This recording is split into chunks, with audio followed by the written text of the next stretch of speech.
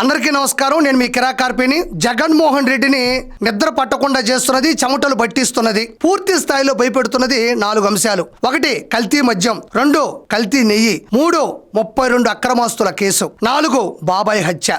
ఏదైనా సరే ఎదుటోళ్ళ మీద వేయడం అంటే బట్టని కాల్చి మొహం మీద వేసేయండి, మీరు మసి తుడుచుకోండి అని చెప్పే రకం జగన్మోహన్ రెడ్డి. అయితే కల్తీ మద్యంలో జోగి రమేష్ చేత అడ్డదిడ్డమైన కంపెనీలన్నీ పెట్టించి అవన్నీ పెట్టింది కూడా టీడీపీఏ అని చెప్పే ప్రయత్నంలో ఎలా ఇరుక్కుపోయాడో ప్రత్యేకంగా చెప్పనక్కర్లేదు. 2వది కల్తీ నెయ్యి అంటే తిరుమల కొండ మీద జరుగుతున్న ఆల్రెడీ జరిగిన అవినీతి మొత్తాన్ని బయట పెడుతున్నటువంటి బిఆర్ నాయుడు గారి మీద డీప్ ఫేక్ వీడియోలు క్రియేట్ చేసి ఏఐ జనరేట్ చేసి మళ్ళీ ఎలా ఇరుక్కుపోయారో ప్రత్యేకంగా చెప్పనక్కర్లేదు. 32 అక్రమాస్తుల కేసుల్లో నాకు వాటికి సంబంధం లేదని జగన్మోహన్ రెడ్డి అరుస్తున్నప్పటికీ కూడా ఆల్రెడీ 16 నెలలు జైల్లో ఉండి వచ్చినటువంటి పరిస్థితి. 4 ఎప్పుడు మీరు వింటూనే ఉంటారు ఏంటిది అని, బాబాయ్ హత్య కేసు. మార్చి 15, 2019లో వైఎస్ వివేకానంద రెడ్డి గారు స్వయాన వైఎస్ రాజశేఖర రెడ్డి గారికి సోదరుడు, ముఖ్య అనుచరుడు, మృదు స్వభావి, సుదీర్ఘ రాజకీయ చరిత్ర కలిగినటువంటి వ్యక్తి అనుమానాస్పద స్థితిలో ఆయన స్వగృహంలో చనిపోవడం జరిగింది. అయితే దీన్ని అప్పట్లో సిబిఐ ఇన్వెస్టిగేషన్ పంపించడం జరిగింది. గత కొద్ది రోజుల క్రితమే 4 వారాల్లో ఈ విషయానికి సంబంధించి ట్రయల్ కంప్లీట్ చేయమని సుప్రీంకోర్టు ఆదేశాలు జారీ చేయడం జరిగింది. మరి అదే చిన్న విషయం కాదు కదా. 4 వారాల్లో ట్రయల్ కంప్లీట్ చేయమని సుప్రీంకోర్టు ఆదేశాలు జారీ చేయమని చెప్పిన తర్వాత వీళ్ళందరూ కూడా భయపడడం జరిగింది. ఇందులో చాలామంది ఉన్నారు. ఇందులో ముద్దాయిలుగా, నిందితులుగా చాలామంది ఉన్నారు. దస్తగిరి, సునీల్ కుమార్ యాదవ్, ఎర్రగంగిరెడ్డి, వైఎస్ భాస్కర్ రెడ్డి, ఉదయ్ కుమార్ రెడ్డి, శివశంకర్ రెడ్డి, ఉమాశంకర్ రెడ్డి, అవినాష్ రెడ్డి, ఇలా చాలామంది ఉన్నారు. ఇందులో ఇప్పటి ఎంపీ, కడప ఎంపీ అవినాష్ రెడ్డి కూడా ఉండడం గమనార్హం. A4గా దస్తగిరి ఉన్నాడు. కాబట్టి వీళ్ళందరి మీద కూడా అభియోగాలు ఉన్నాయి. వీళ్ళలో కొంతమంది జైలు శిక్ష అనుభవించి ఇప్పుడు బెయిల్ మీద బయటకు వచ్చి కూడా తిరుగుతూ ఉన్నారు. ఈ బాబాయ్ హత్య కేసుకు సంబంధించి ట్రయల్ కంప్లీట్ చేయమని సుప్రీంకోర్టు ఆదేశాలు జారీ చేసిన తర్వాత భయపడుతూ అవినాష్ రెడ్డి ముఖ్య అనుచరుడు వైఎస్ జగన్మోహన్ రెడ్డికి స్వయాన రక్త సంబంధీకుడు, సొంత బంధువు కూడా, ఆయన ఒక ప్రెస్ మీట్ పెట్టాడు. ఏంటో ఒకసారి విందాం. ఈ అంశాన్ని వచ్చే ఎలక్షన్ల వరకు దీన్ని డ్రాగ్ చేయాలా, చంద్రబాబు నాయుడు గారికి మరింత రాజకీయ లబ్ధి చేకూర్చాలా, రాజకీయంగా చంద్రబాబు నాయుడు గారికి ఉపయోగపడాలన్న ఆరాటం తప్ప నిజంగా దీంట్లో న్యాయం కోసం పోరాటం అనేది ఎక్కడా లేదు, ఎక్కడా కనిపించే పరిస్థితి లేదు. ఇక్కడ అవినాష్ రెడ్డి చెప్తున్నాడు, సునీతారెడ్డి గారు లేకపోతే ఆయనకు సంబంధించినటువంటి మనుషులు కేవలం చంద్రబాబు నాయుడు గారి యొక్క రాజకీయ లబ్ధి కోసం, మళ్ళీ సీఎంగా చేయడం కోసం 2029 ఎలక్షన్స్ వరకు దీన్ని డ్రాగ్ చేస్తారే తప్ప ఇందులో ఆరాటం తప్ప, పోరాటం తప్ప, మీ ఆరాటం ఉంది, మీరు అనుకున్న పోరాటం ఉంది, కానీ దాంట్లో నిజాలు లేవని చెప్తున్నాడు. ఇక్కడ సునీతారెడ్డి గారికి స్వయాన తండ్రి వైఎస్ వివేకానంద రెడ్డి గారు, ఆయన స్వయాన వైఎస్ రాజశేఖర రెడ్డి గారికి సోదరుడు, ముఖ్య అనుచరుడు, మృదు స్వభావి, ఒకసారి ఎమ్మెల్యే, మినిస్టరు, 2 సార్లు ఎంపీ అయినటువంటి ముఖ్య నేత, జననాయకుడు ఆయన. అలాంటి వ్యక్తిని సొంత ఇంటిలోనే నరికి చంపితే అది చూసినటువంటి సునీతారెడ్డి గారు సిబిఐ ఇన్వెస్టిగేషన్ ద్వారా పోరాడుతూ ఉన్నారు. తన తండ్రిని ఎవరు చంపారు, ఎందుకు చంపారు, అంత కిరాతకంగా ఎందుకు చంపాల్సి వచ్చింది, మా నాన్న చావుకి న్యాయం కావాలి, నా పోరాటం ఇప్పట్లో ఆగదు, ఆవిడకి తెలిసిన కొన్ని నిజాలు కూడా చెప్పడం జరిగింది. దానికి చంద్రబాబు నాయుడు గారి యొక్క రాజకీయాలకి ఎందుకు ఆపాదిస్తున్నారు, ఎందుకు అనుసంధానం చేస్తున్నారు? ఆయన అంటే ఆవిడ తన తండ్రిని కోల్పోతే తన తండ్రిని ఎవరు చంపారు అని తెలుసుకోవడం కూడా తప్ప, తన తండ్రిని ఎవరు చంపారో వాళ్ళకి శిక్ష విధించండి అని ప్రాధేయపడుతూ సిబిఐ ఇన్వెస్టిగేషన్ ద్వారా నిద్రాహారాలు మాని నడి రోడ్ల మీద తిరుగుతూ కోర్టు మెట్లు ఎక్కుతూ ఉంటే ఒక మహిళ చంద్రబాబు నాయుడు గారి యొక్క రాజకీయ చరిత్రకి, చంద్రబాబు నాయుడు గారి యొక్క భవిష్యత్తుకి దీనికి ఆపాదించడం ఎంతవరకు సమంజసమని నేను ఈరోజు అవినాష్ రెడ్డిని అడుగుతున్నా. ఎవరైనా కావచ్చు, ఏ కుటుంబంలో ఎవరికైనా ఇలాంటి ఒక సిచ్యువేషన్ వచ్చినప్పుడు తన తండ్రికి సంబంధించినటువంటి నిజాలు తెలియాలి అని కోర్టు మెట్లు ఎక్కడం తప్ప, సిబిఐ ఇన్వెస్టిగేషన్ ద్వారా న్యాయం కావాలని అర్థించడం తప్ప తప్పు కాదు కదా. చంద్రబాబు నాయుడు గారు స్వతహాగానే 4 సార్లు ముఖ్యమంత్రి అయ్యారు. ఆయన యుక్త వయసులోనే యూనివర్సిటీకి ప్రెసిడెంట్ అయ్యారు. 28 సంవత్సరాల వయసులోనే శాసనసభ్యుడు అయ్యాడు. 3 పదుల వయసులోనే 5 శాఖలకు మంత్రి అయ్యారు. ఈరోజు భారతదేశం గర్వించదగ్గ ముఖ్యమంత్రుల్లో అత్యున్నత స్థాయిలో ఉన్నారు. ఈరోజు సునీతారెడ్డి గారి తండ్రి చనిపోతే ఆ తండ్రికి సంబంధించినటువంటి విషయాన్ని చంద్రబాబు నాయుడు గారికి లబ్ధి చేకూరాలి అని సునీతారెడ్డి గారు ఎందుకు పోరాడతారు? ఏ కన్న తండ్రికైనా ఇలాంటి కసాయి మనుషుల మధ్యన ఇంత దారుణం జరిగితే ఇంకొక రాజకీయ పార్టీకి ప్లస్ అవ్వాలని కోరుకుంటారా? సునీతారెడ్డి గారి గురించి పక్కన పెట్టు, మరి వైఎస్ షర్మిలారెడ్డి గారు ఏం మాట్లాడారు? స్వయాన జగన్మోహన్ రెడ్డి గారి చెల్లెలు ఏం మాట్లాడారు? ఒకసారి విందాం, ఇది వినండి. మరి చిన్న రాయితో కొడితేనే మీకు హత్యాయత్నంలా ఉంటే రాజశేఖర రెడ్డి గారి తమ్ముణ్ణి, వివేకానంద రెడ్డి గారిని, ప్రజానాయకుణ్ణి 7 సార్లు తల మీద గొడ్డలితో నరికి నరికి నరికి నరికి నరికి నరికి నరికి 7 సార్లు నరికితే ఆయన మెదడులో ఉన్న ఎంకలు కనిపిస్తున్నాయి. మరి స్వయాన జగన్మోహన్ రెడ్డి గారి చెల్లెలు ఆవిడే చెప్తారు, నరికి నరికి నరికి నరికి నరికి నరికి నరికి 7 సార్లు నరికితే ఇక్కడ ఉన్న ఎముకలు కూడా బయటపడుతున్నాయని స్వయాన సొంత చెల్లెలే చెప్తుంది. ఇంతకన్నా ఆధారాలు కావాలా? ఒకవైపు సునీతారెడ్డి గారు ఒకానొక ఛానల్లో లైవ్లో స్క్రీన్ మీద చూపించారు ఆధారాలు. ఎవరికెవరు ఫోన్ చేశారు, ఎవరు ఏ సమయంలో ఎక్కడున్నారు, ఎవరు ఎవరికి ఎందుకు ఫోన్ చేయాలి, ఎలా స్కెచ్ చేశారు, ఎలాంటి పరిస్థితులు నెలకొన్నాయని కళ్ళకు కట్టినట్టుగా మానిటర్ మీద స్క్రీన్ మీద ఆవిడ పత్రికా విలేకరుల మధ్యన సోషల్ మీడియా మధ్యన కూడా చూపించడం జరిగింది. కావాలంటే వెనక్కి వెళ్ళి చూడండి. మరి చంద్రబాబు నాయుడు గారికి సంబంధించినటువంటి రాజకీయాలకి దీనికి ఏమైనా సంబంధం ఉందా? నేను ఈ పాయింట్ అడుగుతున్నా. నేను ఇంకో రెండో పాయింట్ అడుగుతున్నా. చంద్రబాబు నాయుడు గారి విషయం పక్కన పెట్టేసేయండి, స్వయానా చెల్లెలు మాట్లాడుతుంది. 2 చెల్లెలు మాట్లాడుతున్నారు, సునీతారెడ్డి గారు, షర్మిలారెడ్డి గారు. వీళ్ళిద్దరికీ సమాధానం చెప్పే దమ్ము ధైర్యం అవినాష్ రెడ్డి కొందని ప్రశ్నిస్తుండా. మరి ఈరోజు ఈ అవినాష్ రెడ్డి A8గా ఉన్నాడు, మరి A4గా ఉన్నటువంటి దస్తగిరి కడప జైల్లో ఉండేటప్పుడు శివశంకర్ రెడ్డి గారి కుమారుడు చైతన్యారెడ్డి, డాక్టర్ చైతన్యారెడ్డి లోపలికి వెళ్ళి మెడికల్ సర్వీస్ పేరుతో లోపలికి వెళ్ళి A4గా ఉండేటువంటి దస్తగిరిని ఎందుకు బెదిరించాడు? మీరు తప్పు చేయకపోతే చైతన్యారెడ్డి లోపల పంపించి దస్తగిరిని ఎందుకు బెదిరించాలి, ఎందుకు భయపెట్టాలి, ఎందుకు వార్నింగ్ ఇవ్వాలి? ఎందుకంటే మీరు అందులో ఉన్నారు కాబట్టి, కీలక సభ్యులు కాబట్టి, కీలక ముద్దాయిలు కాబట్టి, నేరం మీ మీద మోపబడి ఉంది కాబట్టి. మరి ఈరోజు వైఎస్ వివేకానంద రెడ్డి గారికి పర్సనల్ డ్రైవర్ నారాయణ యాదవ్ ఎందుకు చనిపోయాడు?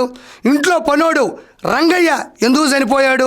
కె శ్రీనివాసులు రెడ్డి ఇంకొక పనోడు, ఆయన ఎందుకు చనిపోయాడు? మరి స్వయాన భారతీరెడ్డి గారికి తండ్రి డాక్టర్ గంగిరెడ్డి గారు చనిపోయిన తర్వాత కుట్లేసినటువంటి వ్యక్తి వైఎస్ వివేకానంద రెడ్డి గారికి, ఆయన ఎందుకు చనిపోయాడు? ఆయనకి అనుచరుడిగా వెళ్ళి అసిస్టెంట్గా పనిచేసినటువంటి డాక్టర్ అభిషేక్ రెడ్డి విచిత్రమైన వ్యాధితో అనుమానాస్పద స్థితిలో ఎందుకు చనిపోయాడు అని ఈరోజు నేను ప్రశ్నిస్తుండా. దీనికి రిలేటెడ్గా ఉన్న అందరూ కూడా ఈరోజు భూమి మీద లేరు. వాళ్ళందరూ ఎక్కడికి పోయారు? దీనికి సమాధానం చెప్పే దమ్ము ధైర్యం మరి అవినాష్ రెడ్డికి ఉందా అని ఈరోజు నేను ప్రశ్నిస్తుండా. ఎందుకు కారణం ఏంటి దారుణం? ఎందుకు ఇంత దీనికి వడగట్టారు అంటే కారణం ఒకటే. 2019లో కడప ఎంపీ సీటు అంటే 2 సార్లు ఎంపీగా పనిచేసినట్టు వైఎస్ వివేకానంద రెడ్డి గారికి 2019లో ఎంపీ సీట్ అడిగితే అడ్డుగా వస్తున్నాడు, తనకు ఎంపీ సీటు కావాలి కదా అని చెప్పేసి ఈ అవినాష్ రెడ్డే ఆయన్ని కడతేర్చారు అనేది కొన్ని అభియోగాలు ఉన్నాయి. ఖచ్చితంగా ఈరోజు సిబిఐ ఇన్వెస్టిగేషన్లో సుప్రీంకోర్టు సాక్షిగా ఏదో ఒక రోజు శిక్ష పడే అవకాశం ఉంది. ఖచ్చితంగా నిజాలు బయటపడతారని నేను మనస్ఫూర్తిగా మీకు చెప్తున్నా. ఇది కాకుండా మరి అంతమంది అనుమానాస్పద స్థితిలో ఎందుకు మరణించారు అంటే ఇంట్లో పని మనుషులు చనిపోయారు, డ్రైవర్లు చనిపోయారు, కుట్లేసిన వ్యక్తి చనిపోయారు, అసిస్టెంట్గా వెళ్ళిన వ్యక్తి చనిపోయారు. వీళ్ళెవరూ ఈరోజు భూమి మీద లేరు. అదే A4లో ఉండేటువంటి దస్తగిరి రీకన్స్ట్రక్షన్ చూపించాడు. స్వయాన వైఎస్ వివేకానంద రెడ్డి గారిని మేము ఎలా చంపామో తెలుసా అని గడియేసే కాడి నుంచి లోపలికి వెళ్ళి బాత్రూమ్ దగ్గర నుంచి మంచం కాడి నుంచి డైనింగ్ హాల్ నుంచి కూర్చున్నట్టు ఈచ్ అండ్ ఎవ్రీ పాయింట్ని చాలా నీట్గా కథా స్క్రీన్ ప్లే దర్శకత్వం చేసి చూపించాడు. ఇవన్నీ నిజాలు కదా. తను బయటకు వచ్చినట్టే చెప్తున్నాడు, ఇది చేయించింది ఎవరో కాదని కూడా చెప్తున్నారు. దీనికి ఎందుకు మీరు మాట్లాడట్లేదు? అంత దమ్ము ధైర్యం మీకు ఎందుకు లేదనేది ఈరోజు ప్రశ్నిస్తుండా.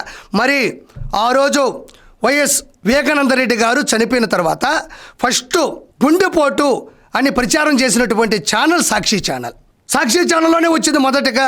మొదటగా వచ్చింది సాక్షి ఛానల్లోనే. రెండోసారి వచ్చింది ఇది గుండెపోటు కాదు, గొడ్డలు వేటు అని అందరికీ తెలిసిపోయింది, దీన్ని ఇప్పుడు ఏం చేయాలో తెలియట్లేదు, దీన్ని కొంచెం మ్యాటర్ డైవర్ట్ చేయాలి అని చంద్రబాబు నాయుడు గారికి ఆపాదించడం జరిగింది. ఒకసారి అది కూడా వినండి, ఆ వీడియో కూడా. 3 చోట్ల చూస్తే 3 చోట్ల ఒకే ఒక వ్యక్తి కనిపిస్తాడు, చంద్రబాబు నాయుడు గారు.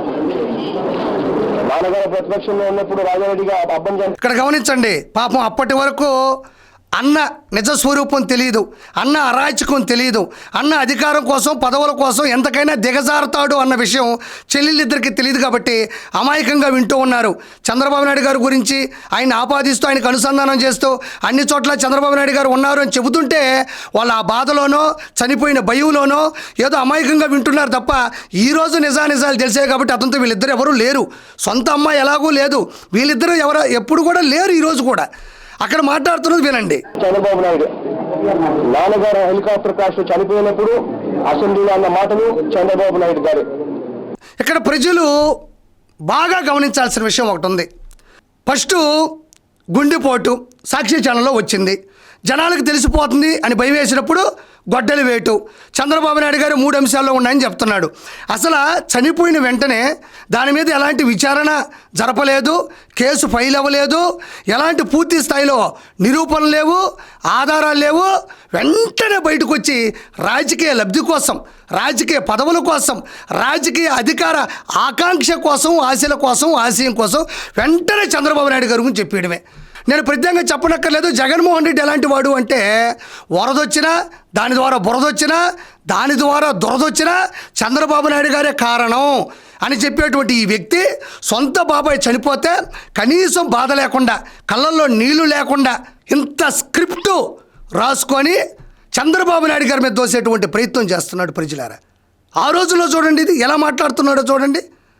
విచారణ జరపలేదు, వివరణ లేదు, ఏం జరిగిందో ఎవరికీ తెలియదు. బాబాయ్ చనిపోయాడు, మా బాబాయ్ మాకు చాలా ఇష్టం, నాకు తండ్రి తర్వాత తండ్రి లాంటి వాడు, రాజకీయాల్లో మంచి సలహాలు ఇచ్చినవాడు, మా కుటుంబాన్ని దేవుళ్ళ చూసుకున్నవాడు, ఆయన లాంటి వాడు పోయాడని కన్నీరు మున్నీరు అవ్వాల్సిన సందర్భం ఖచ్చితంగా సిబిఐ ఎంక్వైరీ వేయాలి, మా బాబాయ్కి ఖచ్చితంగా న్యాయం జరగాలి, మా బాబాయ్ మంచివాడు ఎందుకు ఇలా చంపారు అని చెప్పాలి తప్ప చంద్రబాబు నాయుడు గారు చేశారు, చంద్రబాబు నాయుడు గారు ముందుగా చెప్పారు అని ఎట్లా అయినా సరే చంద్రబాబు నాయుడు గారిని బ్లేమ్ చేసి ఇతను గద్దె ఎక్కాలన్న ఒక సామెత తప్ప అక్కడ ఎక్కడైనా నిజాలు ఉన్నాయా? ఈరోజు ఏమైంది? ఎంపీ సీటు కోసం అవినాష్ రెడ్డి, ముఖ్యమంత్రి హోదా కోసం నువ్వు ఎంత దిగజారిపోయారనేది ఇంతకన్నా ప్రత్యేకంగా చెప్పనక్కర్లేదు. అన్ని సాక్షి ఛానల్లోనే వచ్చినాయి. గుండెపోటు, గొడ్డల వేటు చంద్రబాబు నాయుడు గారే చేశారు. మొత్తం సునీతారెడ్డి గారు చంద్రబాబు నాయుడు గారి కోసమే పనిచేస్తున్నారు.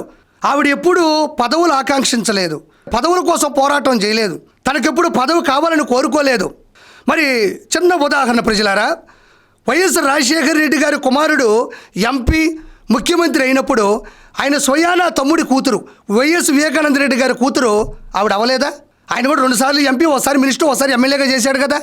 ఆయన బతుకున్న రోజుల్లోనే, వాళ్ళ పెదనాన్న బతుకున్న రోజుల్లోనే పెదనాన్న లేదా నాన్న నాకు ఇది అవ్వాలి అనుకోని ఉంటే ఏదో ఒక విధంగా ఆవిడ కూడా రాజకీయ నాయకురాలు అయ్యేదే కదా. చనిపోయిన తర్వాత అవ్వాల్సిన అవసరం ఆవిడకేముంది? తన తండ్రికి జరిగినటువంటి ఇలాంటి కసాయి పని మీద మధ్యన ఉన్నటువంటి వాళ్ళని పట్టించి కసితీరా వాళ్ళకి శిక్ష విధించాలని ఆవిడ పోరాడుతూ ఉంటే దానిని చంద్రబాబు నాయుడు గారికి ఆపాదించడం, చంద్రబాబు నాయుడు గారి యొక్క ముఖ్యమంత్రి పదవికి కలపడం, అనుసంధానం చేయడం, భవిష్యత్తుకి తీయడం. చంద్రబాబు నాయుడు గారికి నీచ రాజకీయాలు అవసరమా? చంద్రబాబు నాయుడు గారికి ఇంత మీకున్నంత నీచ చరిత్ర ఉందా?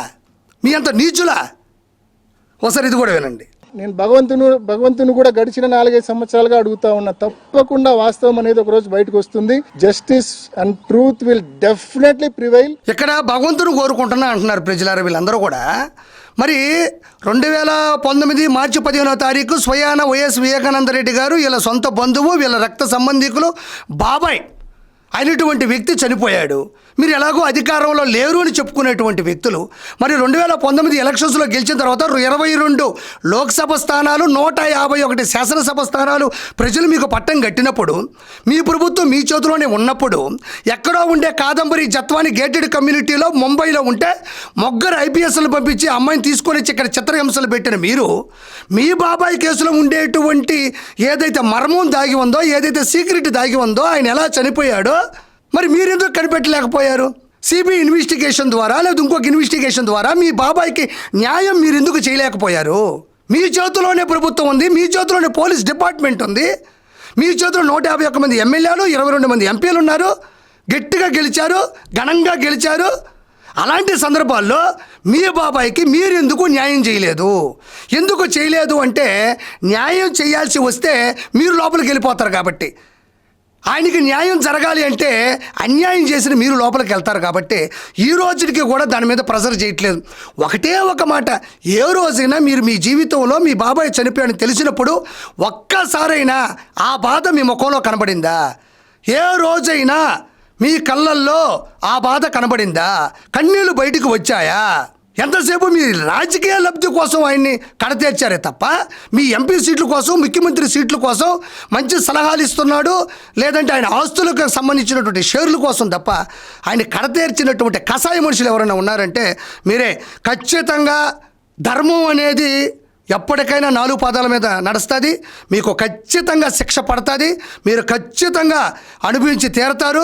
అటు షర్మిలారెడ్డి గారైనా ఇటు సునీతారెడ్డి గారైనా కోరుకునేది ఒకటే, మా బాబాయ్ మంచివారు, ఆయన ఎవరికి ఇసుమంతా కూడా అన్యాయం చేయలేదు, ఇబ్బంది పెట్టలేదు, అనవసరంగా చంపేశారు, కసితీర చంపేశారు, ఆ కఠినమైన శిక్షలు విధించాలని కోరుకుంటున్నారు. 100% మీరు శిక్ష అర్హులు అవుతారని మనస్ఫూర్తిగా కోరుకుంటూ నేను కిరాకార్పిని.